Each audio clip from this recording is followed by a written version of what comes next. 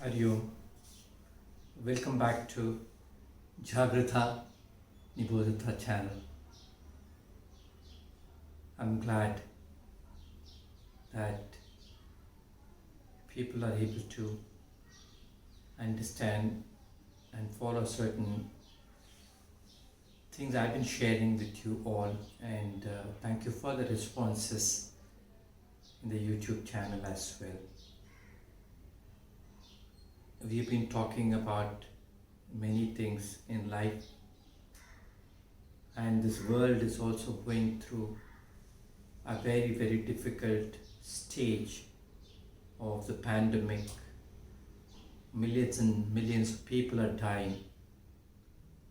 So a healing is required throughout the world, and the healing happens through prayers from every single soul on this earth. So it's a combined energy of prayer which will pave way for the healing of the world, and let's all pray together to see the normalcy back in this world. Yoga is there for thousands of years in India. Many people interpret yoga or misinterpret yoga in their own ways. I just want to tell the divine souls listening to this and seeing this video, yoga is not an escape route. Yoga is not a medication. Yoga is not an exercise. Yoga has to be integrated to life. What do I mean by this? Yoga, the yogic practice, if you look at Patanjali Yoga, you will find that yoga is nothing but integrating mind, body, and the soul. So today we are going to talk something on feeling, healing, potential, and possibilities through yogic practices, which we call it yoga practice. Many people talk about the lengthy courses required for inner re-engineering courses, how to transform yourself through yoga practices, but I want to make it very, very simple to a common man. It is nothing but integrating the 3H. 3H, what I mean by that is head, heart, and these hands. We need to connect these three dots. We need to connect three dots to achieve peace and prosperity. That is what we look for in life: peace, prosperity, and happiness. So these things don't come through material. Why do I mention prosperity? Is not greed here. Prosperity is something which is required to run the minimum level of life comfortably. It's not chasing material. Make yoga as an integral part of your life. So don't confuse yoga giving various definition. I want to just appeal to all the people seeing this video is allot only 15 minutes in a day out of 24 hours. You do some simple pranayams. So I'll give a very small tip. So only 7 counts you have to do, when you're taking, inhaling, taking the breath in, deep breath. Only 7 counts, saying your own mantra. Say so. If you say so and count 7, take the breath in, deep breath, and then when you're exhaling, say hum, the 7 counts. So do 10 times of this, and then you use your own mantras when you are taking deep breath, like Om is one thing when you can use it for when you're exhaling. So this is a basic thing you require to do in yoga. So yoga practice is nothing but finding a route for relaxation. Yoga theme is based on integrating the 3H, which is also including all the three energies which I talked about, through hands, through heart, and through our own mind. Yoga changes the perspective of life. Suppose you have the old weighing scale, not the electronic ones which we have been using, and if you see, if you put all the negatives on one side like this and all the positives on one side, the good things you feel is good and you feel it is negative, then whichever side is going down, that means it's heavier. So you need to bring a balance in life to see that you do things which are going to give peace of mind to you. When you talk about mind, mind is just an entity. It can never be full, it can never be empty. Mindfulness and mindlessness, I don't agree with both of this. Mind is just an entity, energy, force, and a subtle power. That's what I look at mind as. Mind is a product of consciousness. I've been talking about consciousness and various types of consciousness in my earlier videos.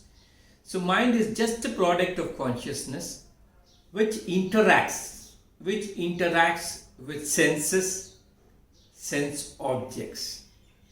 What is the purpose of human life? In a nutshell, how do we look at human life?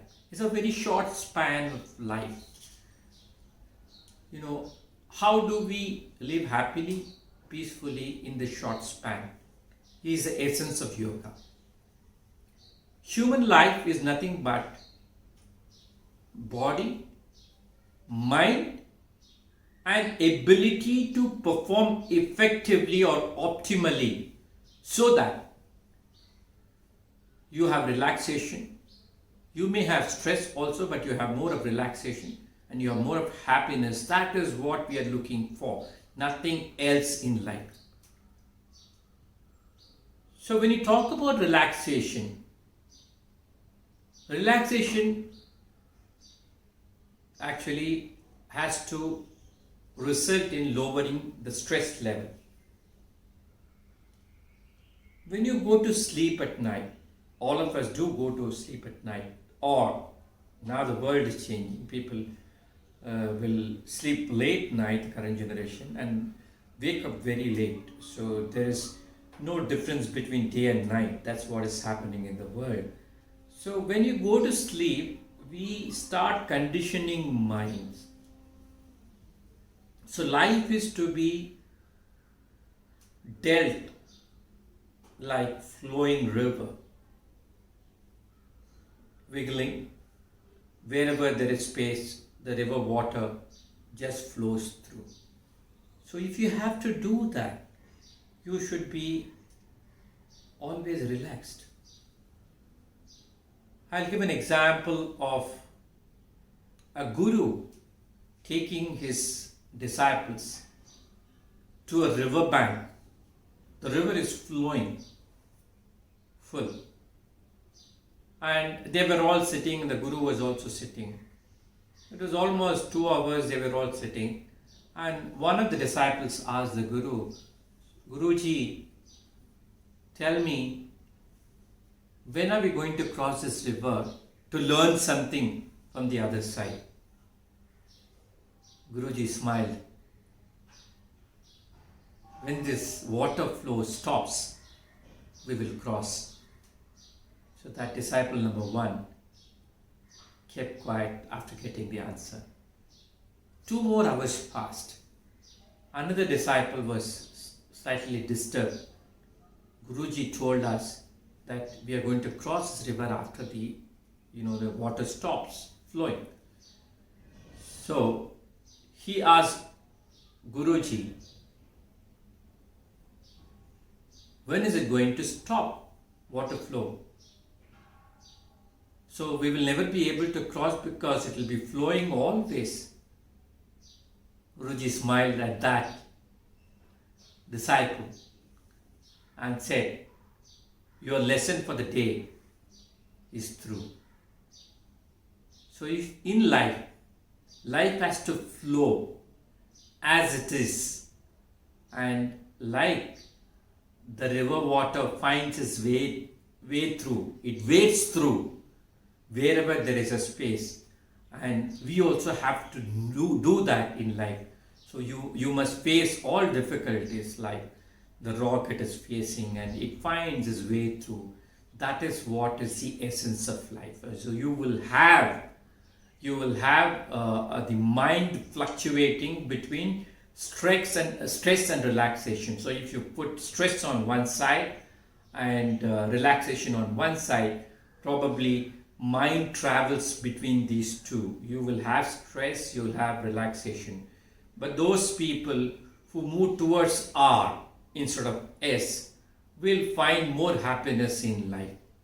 And yoga does bring this kind of equilibrium, and it also brings in a situation moving more towards R rather than S. So yoga is a science to be experienced. So there is no perfection defined in yogic principle.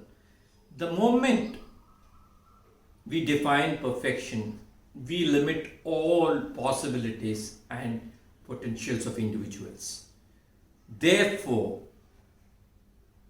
I urge all of you to experience yoga by allocating only 15 minutes a day, and that will bring lot of good in your life, your perspective, and also good to others who are in the family and you are interacting with.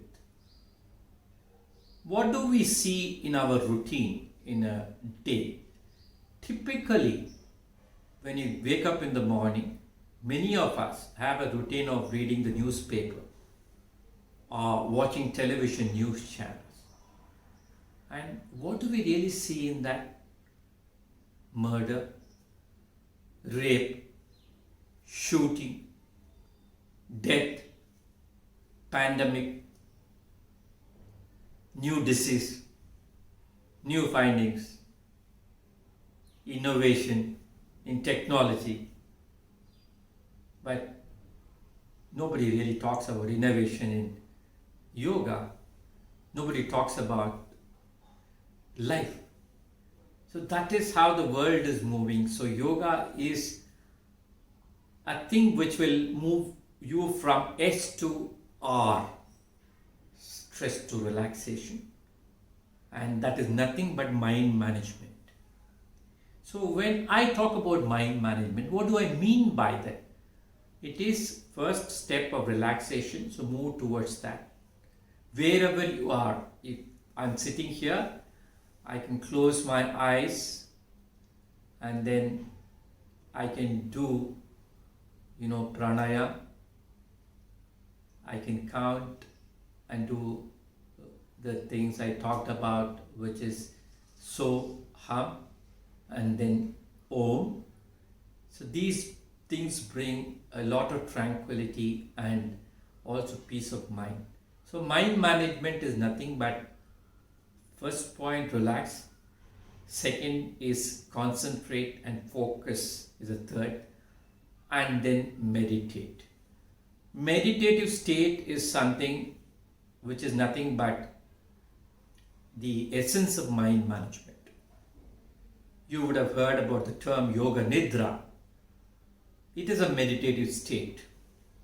So it is a practice of relaxing state in which thoughts either don't come or they come and go, and you will be able to visualize yourself like seeing yourself in a mirror, taking this body, skin, okay, then the second level of flesh, and then bones, and then you can see the veins and other things running, and you can see a lot of tubes going here and there. So when you talk about tube inside, internally, in the equipments which the body is running, I just remember that, one of my gurujis talked about when you want to close your eyes and do Soham, counting 7, basically you imagine there is a plastic tube running between your eyebrows here and towards your abdomen. So when you inhale, you take it from here to there, and exhale from the top to bottom. It has to move, counting so and hum. And Om is nothing but counting. And actually in that tube, imaginary tube, you can actually visualize the tube once you close your eyes and then start forgetting that your parts of body are not existing. So slowly you come to a situation, you see yourself in a mirror separately, other than this body and these tubes and these equipments, skin. So that is a state which will bring in yoga nidra, a meditative state. So it requires a lot of practice, but it is possible for all of us to actually attain that stage.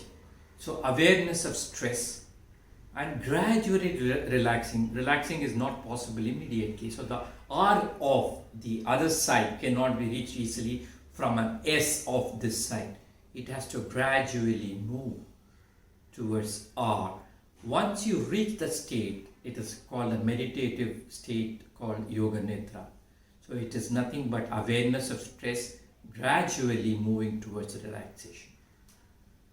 So then you start focusing, concentrating, and I would like to urge one more thing to you again. Meditation is not an escape route. It is not a medicine. It has to be your routine everyday life, like brushing, bathing. So just 15 minutes a day will do wonders for your life. It is, when you talk about, mind management, we are talking about emotions. So what is emotion? We all know about electronic mail, email. So something similar to that, emotion means energy in motion. When it moves from S to R, the state comes of, not remembering this body is existing. So it is a raw energy in motion is called emotions. So emotion is nothing but, in spiritual language, managing the mind through this emotions which come and go, and we behave differently in different situations and times because of the emotions fluctuating and exhibiting or manifesting different emotions. Today I want to end the topic saying that spirituality is nothing but coming closer to your own nature.